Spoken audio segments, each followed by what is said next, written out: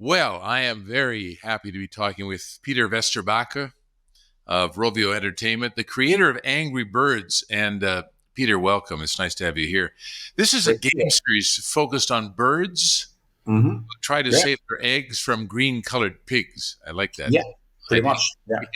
And there have been versions of Angry Birds, movies made about, I don't know, the last statistic I heard was like 5 billion downloads. I'm sure it's more than that now. Something like that. Yeah.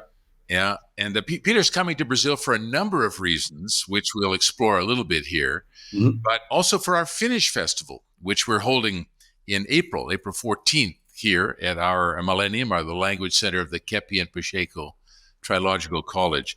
And Peter, you'll be joined at this event by a number of Finnish people who live here in Brazil, and also your co-founder will join us. Mm-hmm. But I have a confession for you, Peter. I've never played a video game. Yeah, that's okay. There's still a few around that haven't played. And haven't It's a different generation. I remember typewriters, man. And Mhm. one time I was sitting with my father just before he died, and he was asking me, Richard, very serious question I have to ask you. And I thought it would be something about, the meaning of life, the purpose of his life. And he said, Richard, what's the internet? Right. So Yeah. I'm not as bad as that, I can tell you. But we read online why Angry Birds is so successful, but I'd like to get just a thought from you. Why do you think that game has just exploded and been so successful around the world? What's your reason for that? Yeah, I think that it's like with any kind of like hit product, hit song, movie, game. It's a combination of many things. So it's not that you need to get one thing right, but actually many things. Then it's a combination of many things, getting many things right, and then you kind of like when you do that, then you get this kind of like perfect storm. Angry Birds. Came out actually now like a long time ago. It's like 15 years, so it was 11th of December 2009. But if you look back like a bit before that, it actually came out of a game making competition that I organized all the way back in 2003. That's when Niklas, Kim, and Jarno, kind of the founders of Rovio, they were students at Aalto University here in Finland. And they basically participated in this game making competition and then won that. And then they came to me and asked that, okay, Peter, we are students here at Aalto, and like we won this mobile like game making competition. What should we do? And I told them that they should do what they love to do, make games. So why don't you start a company to make games? And that's what they did, and they started Rovio. And then it took actually 6 years, 51 games, and then the 52nd game was Angry Birds. And then I joined. I was the mighty eagle at Rovio for many years, and my job was to kind of like make it not only big but huge, and that's kind of like what we did. And I actually then I left Rovio in 2016 once we got the first movie out, and then after that, and I've been saying that like focusing on bigger things, and then a lot of people ask like what could be bigger. So of course, one thing that is bigger is education. So a lot of like projects in that, and we actually started already during Rovio times on working on this fun learning. So combining like games and education, you could say like entertainment and education. And I think that is something that is very important because we're constantly competing for the attention and the time of the people. So this is something that I think is very important. And then another thing that I kind of feel very strongly about is, of course, like the entrepreneurship. So talking about this kind of like triple E model. So you look at education, entrepreneurship, and entertainment. And I always say that who cares if you have the best education on the planet if you don't do anything with that? And that's kind of like where the entrepreneurial mindset and the entrepreneurship comes into play. So that's kind of like what I'm focusing on like a lot nowadays. Very good. I see behind you the finest Bay Area. I remember when I first heard your presentation on TED Talks, I was wondering what's finest. Now I understand it's Finnish Estonian Bay Area, and also you include Sweden in that. Yeah. Is there a lot of entrepreneurship going on there at the moment? Yeah, we have the highest number of startups per capita. We have the highest number of unicorns, so companies worth more than $1 billion per capita, and then I think very important metric. That's like OECD numbers. I think was 21. So then the amount of venture capital invested into local startups per capita. So if you look at the global list, Estonia is number 1, Finland is number 2, Lithuania is number 3, and Sweden is number 4, and then the US is number 5. So we've been doing pretty well, and the reason for that, I think it starts with foundation in like fantastic education, but then we have also managed to get quite a bit more like entrepreneurial than we used to be. I mean, I gave a talk to 600 students at Aalto University in 2007 about startups, about entrepreneurship and all of that. And then I asked the students, how many of you are going to start a company or, join a startup once you graduate or even before? And in 2007, out of 600 of our kind of like best and brightest, like students, only 3 raised their hand. Everybody else wanted to go work for like a big corporation, like Nokia, Wärtsilä, Kone. We have many of these, or the government. And I always say that there's nothing wrong with that, but it basically meant that most of the young people were focused on, okay, of course, landing a great job, but then also like maintaining the status quo. And if we don't have anybody, starting new things, joining startups, starting startups, then we're not going to see much progress, and that's of course like disaster for like any nation, any region. So to change the mindset, we started Slush. So this is actually it's nowadays it's the biggest and best startup event on the planet, and that is something that basically we put young people in charge. So the whole thing, biggest, best startup event on the planet, is all run by young people, and that's also very important kind of part of what we built here. And when we talk about the finest Bay Area, I mean, there's like the San Francisco Bay Area, home of Silicon Valley. There's Seattle Bay Area, where we find like Microsoft, Amazon, and Boeing, and like lots of companies. Tokyo Bay Area, or then the Greater Bay Area, Shenzhen, Guangzhou, Hong Kong, Macau in China, where all of our like electronics nowadays comes from. But there's only like one finest Bay Area, so that's kind of like, that would be us. So that's a big focus.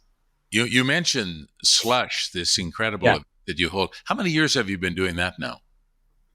First one was 2008, so it's 16 years, so it's quite a while. And we started the Slush, as said, to change the mindset, and only like 5 years after starting Slush, went back to Aalto, same talk, same question about how many gonna join a startup or start a company, and more than half the hands went up. And this is actually the situation now. If you look at, I visit a lot of universities, a lot of high schools, a lot of schools here in Finland, and talk about, again, entrepreneurship and startups, and why that, is like a good option. And nowadays, it's half of the young people. I just heard that it's actually some of the universities nowadays, like 80% that want to become entrepreneurs and change the world, basically. I understand the story you told about that is when you were talking to a group of 600 students. Yeah. About how many of you would like to join a startup or start your own startup, and only 3 hands went up, and you said, well, wait a minute, there's something strange. I want all hands to go up. Yeah, absolutely. Yeah. Why do you think all hands should go up in a meeting like that? What's the value of everybody being an entrepreneur, do you think?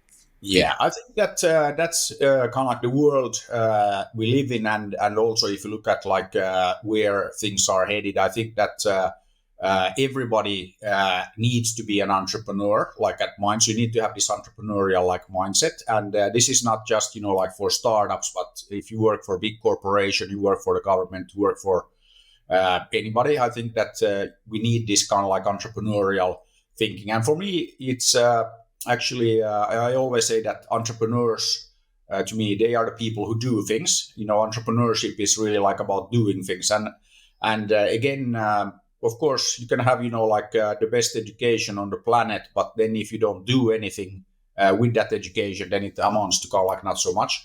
So doing and learning by doing, super, super important. And that's kind of like what, entrepreneurs do.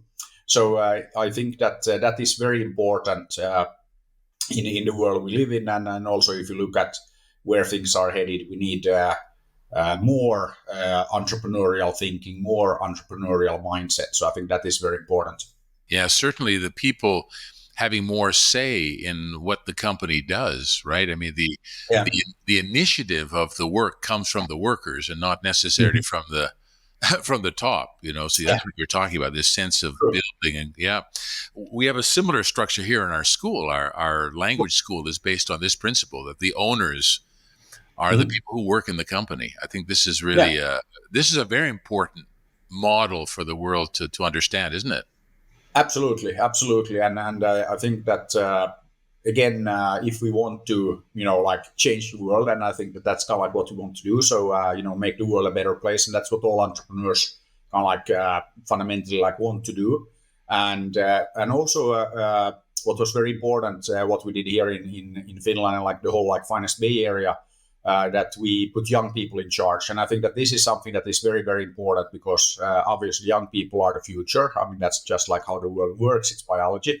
But again, that is something that very few people and few nations have actually managed to do. So typically it's, yes, people understand and people agree. But then when it comes actually doing it, then not so much. So I think that is something that is very important. And nowadays, work a lot with different in different countries, and then typically with the young people, and the occasional meeting with kind of like local government and various ministers. But I think that the most important thing there is to get to a point where the young people are allowed to do things, and they're encouraged to do things, and they don't need to be afraid of kind of like trying new things, because when you try new things, most likely you will fail. I mean, that's like the whole thing, like with learning to walk, that, like before you actually get up and walk, you have to try like a few times before you kind of like get there.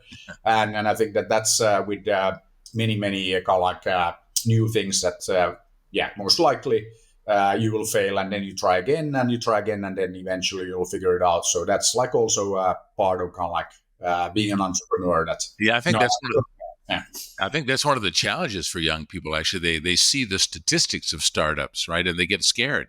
And also they see the government regulations. The sort of, in Brazil, we have this mentality: everybody needs to go to school, go to a really good university so they can get a good job in a big corporation. This idea of starting their own business is not something that's very prevalent here. How are we going to help young people to understand this better? Yeah, I mean, we basically need to make sure that we keep governments and old people out of the way while young people, change the world and Brazil. So I think that is something that is very important. But also we need to make sure that we provide our young people with fantastic education, and not just, like a few, but like all. So I think this is something that is very, very important, that you create a society where you have access to fantastic education, again, for like the entire population, and not just like a few random people here and there. I think that is very, very important, that we make sure that we provide like a level playing field. That is something that for any society, that you have the opportunity to, pursue happiness. That's basically what it's all about. So, like if you want to start a company, if you want to start a family, the government shouldn't like, interfere and meddle with that. I mean, it's again something that's really like at the core. And I think, I've been to Brazil many times, and I think that there's a lot of, opportunity, but also like a lot of, challenges. So again, we just need to kind of like keep working on removing those like obstacles and turning those challenges into opportunities for the young people. I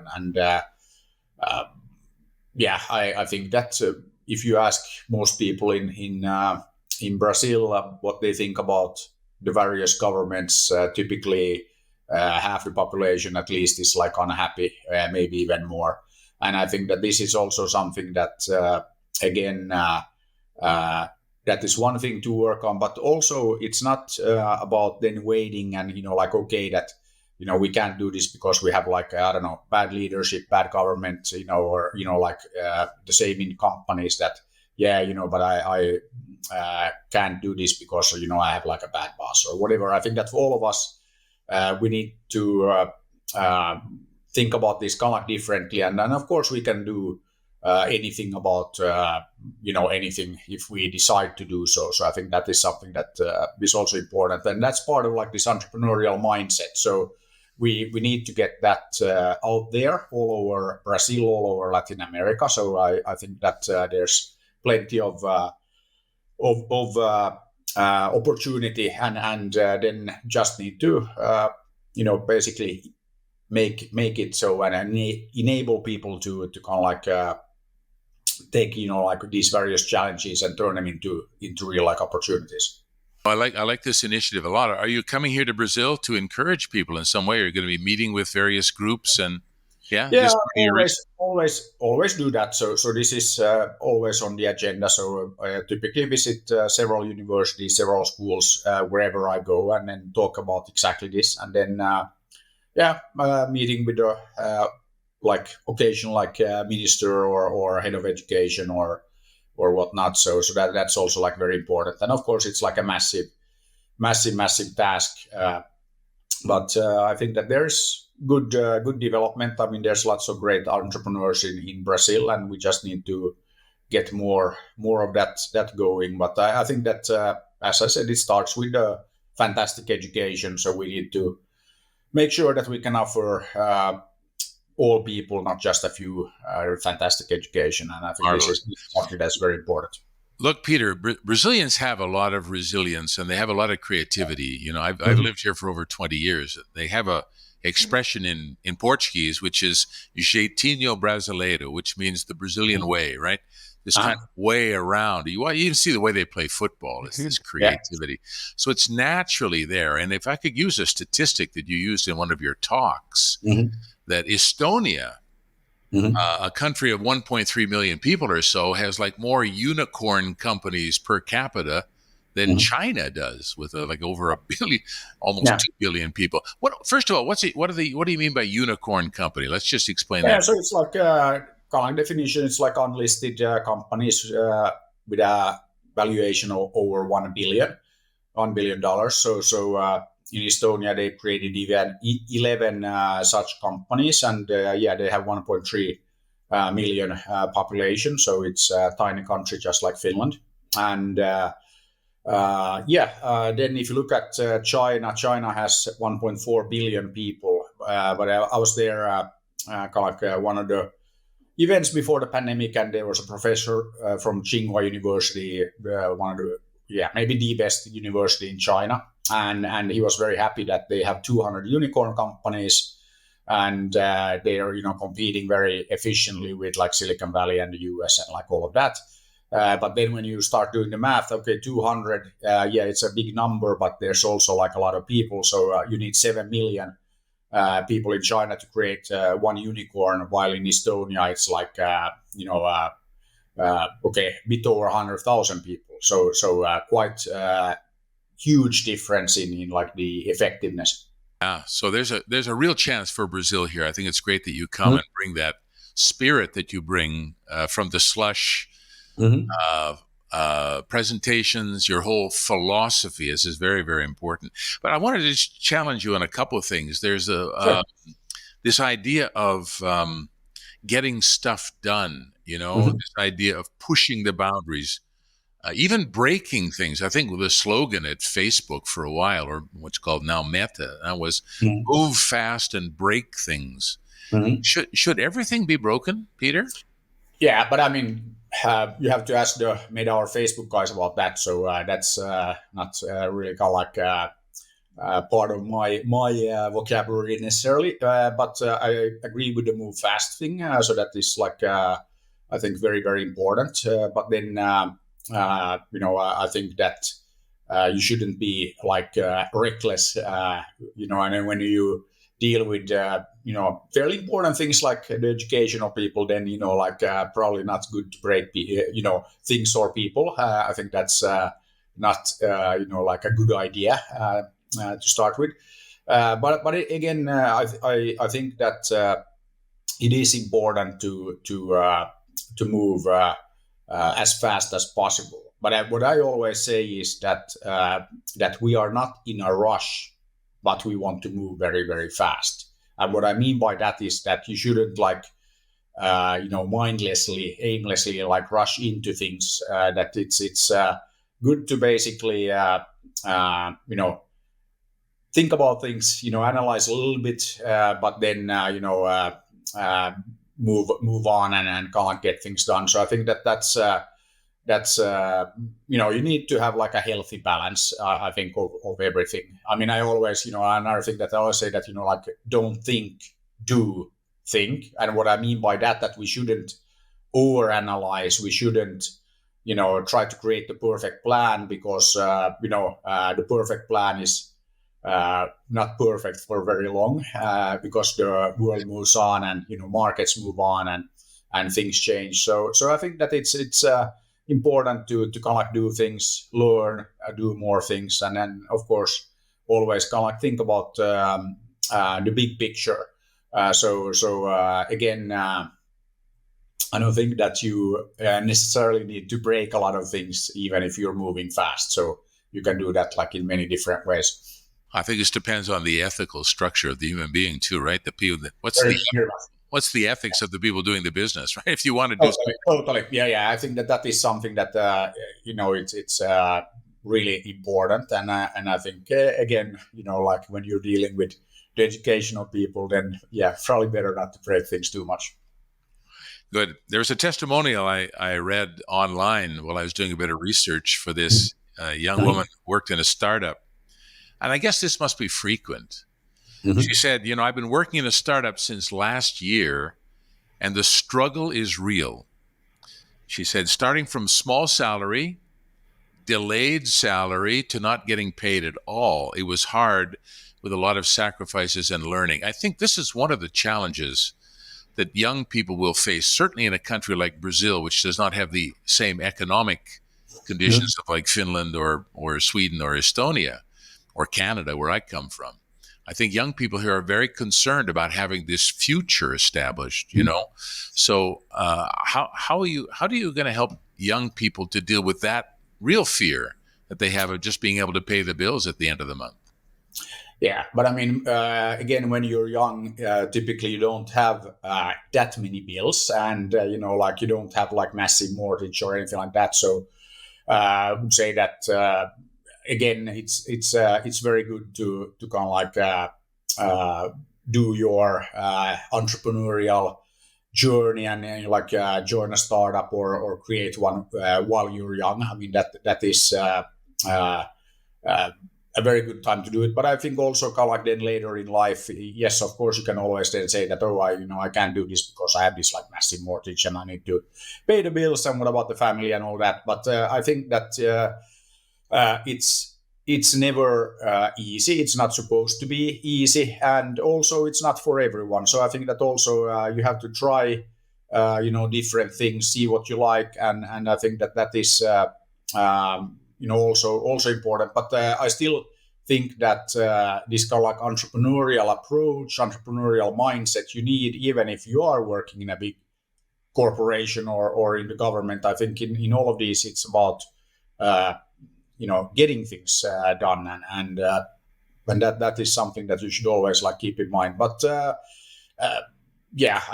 think that there's no reason why not, and yes, most startups fail, and that's how it goes. But then you can do the next one, or then if it's not for you, then plenty of other jobs. But I would say if you look at job security, at least if you are doing your own startup or you're in a smaller company, you have a lot more that you can do, to increase your own job security. If you're working in a big corporation, you're here today, gone tomorrow, just because somebody decides that we don't want to have this division or this unit or whatever in Brazil anymore. We're going to move it to, I don't know, Argentina or something. So I think that it's not easy necessarily like anywhere, and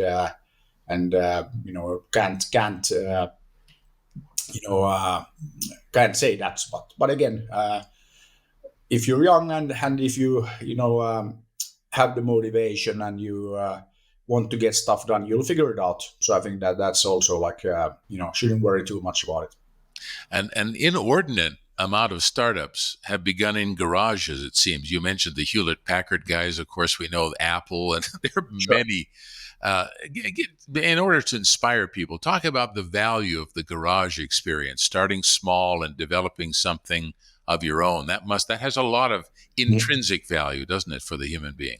Sure, and I think that's like in Silicon Valley, I guess the garage model, it's perfect in there that you meet at Stanford, Berkeley, and like Bill and Dave, and then go to your garage in Palo Alto, and then like HP happens, and after that, like the whole Silicon Valley, or Sergey and Larry meet at Stanford, go to I think it was in Menlo Park that their garage was, and then Google happens and all of that. But I think that of course garages are places where you have extra space, so that's kind of typical for like Silicon Valley. But I mean, you could start a company in your bedroom, in your dorm room when you're at university or whatever, so that works. But then I think that when you start, I mean, of course, you don't have a lot of resources, a lot of money. So then, yes, that's part of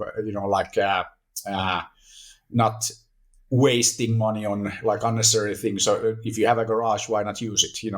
So that's kind of also comes with the territory that you might not have any other option. But yeah, I mean, I think that is also when you start a company. I mean, that is. I would say, at least I think, the most fun part. I mean, then anything is possible. Before you can ship the product or service or something, then of course you can do anything, and then start seeing more restraints. The bigger the organization and the further you get with what you're doing. But again, that is also what the fun about doing your own thing, doing your own company, that you are in charge and you call the shots, and together with your co-founders, and then you working together on solving important problem or creating a massive new opportunity. So again, that is what entrepreneurship is all about, and you in the end, I mean, when you talk to startup founders, you talk to entrepreneurs, what do they all want to do? They want to change the world. And I mean, it sounds like a bit like a cliche, but that I think is very much there. Why you are doing things? You want to change things. You want to make the world a better place. You want to, of course, then hopefully then there's also some financial upside and financial reward. But I would say that most people are not starting, companies. Let's make a lot of money. I think it really is about solving problems, creating opportunities, seeing opportunities where other people don't see them necessarily. And I think that the most effective and kind of the only sustainable way to create change is through business, through, in this case, startups. I think that is, if you look at kind of the history of the world, I mean, that is something that has proven to be the case. That's really that's really well said. When we put the value of the service, the quality of what we're doing, the desire to change, to bring innovation, this is much bigger than the economic concerns, right? The economic concerns are the consequence of doing that. I think that's really important for all of us to understand, actually, isn't it? Yeah, absolutely. I think that's really very, very core to everything. Beautiful, spiritual, almost a spiritual thing there. Yeah. Sense of desire to express something, Mm-hmm. Yeah. Okay. What will you be talking about here in Brazil on the April 14th, I think it is, right? April 14th? Yep. What will you be talking about here at our Finnish Fest? By the way, this is really exciting because what you're doing there in that part of the world is an alternative, maybe even a greater entrepreneurial initiative than we see in Silicon Valley. What you're trying to bring there, the new spirit of that, because Silicon Valley is pretty much mainstream now. I'm not completely, of course, but what you're doing there, and that's coming from Finland, Estonia, Sweden, those countries that we have a lot of experience with here in Brazil that are innovating and bringing, especially educational advancement in the world. So you're going to be bringing something from that part of the world to us that I think is really exciting. What are you going to share when you're down here? I think that many of the things that we talked about here already. So again, I think that kind of like this triple E approach to kind of like transformation, if you will. So really looking at education, entrepreneurship, entertainment, and what you can do when you bring all of these three E's together. So I think that is a very powerful way of looking at things, and that's definitely what we have been doing over here. So I think that it starts with this foundation in education, and then actually doing something with that education, so the entrepreneurship, and doing things. And then, when you're doing things, why not make sure that it's fun and entertaining as well? So we'll talk a lot about that. And then I think also the fact that there are very, very few things out there that actually are impossible. So, I'm very much believer in pretty much anything being possible. I mean, as long as we don't need to break any laws of nature or anything like that, then typically, there's always a way and you can figure it out.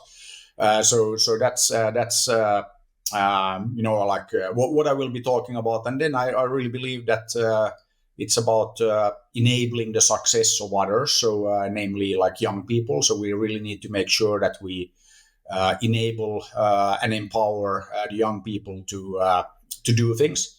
And I think that is something that we need to do, not only in Brazil, but like all over the planet. And we have been very successful because we've done that over here. And I think that is a very good kind of like universal model because young people are the future. So why not put them in charge earlier? And I think that we have had fantastic experiences, from doing exactly that. So I think if we can encourage and empower youth in Brazil to do things, I think that they will build a much better future for Brazil and for all of us. So that's super important. I'll be talking about those things and hopefully meeting with many young Brazilians while I'm there. So I think it's going to be a lot of fun, and I'm really looking forward to being back in Brazil.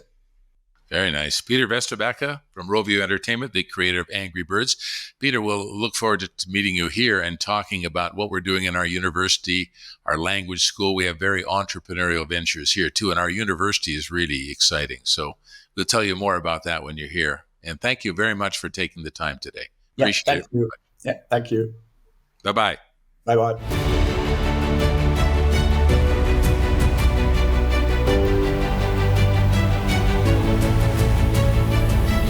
Faculdades Trilógicas. Terapia para o mundo.